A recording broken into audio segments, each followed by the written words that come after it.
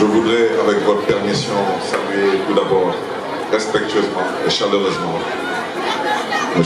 Seydina Issa Laye Thiaw, représentant du Khalife général des Layènes. Et comme il l'a si bien dit, c'est d'abord un papa, c'est un ami et c'est aussi une référence pour nous. Je me permettrai aussi de saluer particulièrement deux autorités religieuses. Je veux nommer Serigne Cheikh Mbacké Laye et Chérif Idrissa Laye. Deux amis qui ont toujours prié pour nous, toute obédience politique confondue, et surtout qui ont toujours prié pour le peuple de Dakar. Comme on dit chez les Wolof, yàlla boo am pay na leen yàlla fay seen yéene, seen taxawaay ak seen xol ci askanu Dakar. Monsieur le maire de la commune de Cambérène, M. Doun Pathé Mène. Monsieur le maire de la commune de Ngor, mon cher Maguette, merci d'être ici avec nous. Monsieur le représentant de l'IA et inspecteur de l'éducation et de la formation au niveau des Parcelles Assainies, Madame la principale de cet établissement qui nous accueille aujourd'hui, Mesdames, Messieurs les enseignants, Mesdames, Messieurs les représentants de l'association des parents d'élèves, chers élèves, chers invités en vos noms, titres et grades.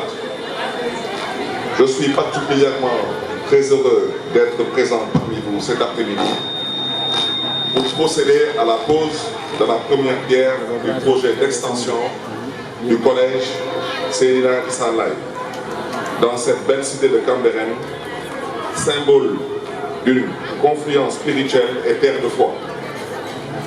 Je vous dis merci du fond du cœur pour votre accueil convivial. L'événement qui nous réunit aujourd'hui peut paraître banal, mais il consacre la primauté du savoir ou même des savoirs par la matérialisation d'un investissement dans ce que l'humain a de plus fondamental, l'éducation. En effet, l'éducation est le meilleur moyen de distinguer le citoyen. Elle permet d'éviter de tomber dans l'animalité ou, pour reprendre le mot de Victor Hugo, jeter dans l'état des hommes animaux, aveugles, spéculcrats qui marchent à tâtons dans le monde rural. C'est ce besoin de savoir, cette quête permanente de connaissance qui justifie notre option irréversible d'une politique éducative inclusive. L'accès au savoir, au savoir-faire et au savoir-être de notre jeunesse doit être inscrit au rang des priorités. C'est tout le sens de cette cérémonie de lancement des travaux d'extension du CEM de Cambérène qui nous réunit ici.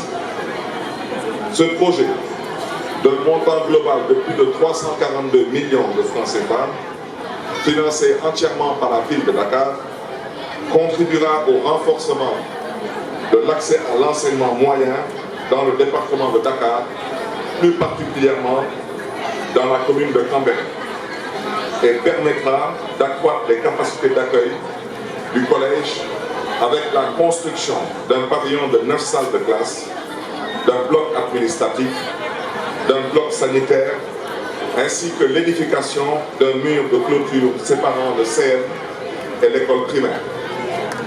Je le rappelle, ce projet fait partie d'un ambitieux programme de construction et de réhabilitation, voire rénovation des établissements scolaires, du moyen secondaire du département de Dakar. Notre engagement inlassable en faveur de l'éducation et de l'apprentissage tout au long de la vie nous vaut la reconnaissance de l'UNESCO en tant que ville apprenante. Cette distinction est une reconnaissance des efforts déployés par la ville de Dakar pour faire de l'accès à une éducation de qualité une réalité pour tous.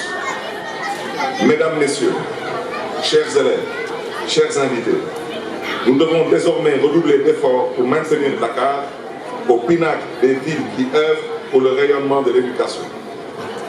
C'est dans cette dynamique que nous allons entreprendre la construction d'un grand lycée dans l'arrondissement de Grand Dakar d'un montant global de 1,3 milliard. Dans la même veine, 2 CIL seront réhabilités. De plus, je suis heureux de vous annoncer que le collège Ousmane Socé Diop sera bientôt doté d'énergie solaire pour alléger la facture d'électricité.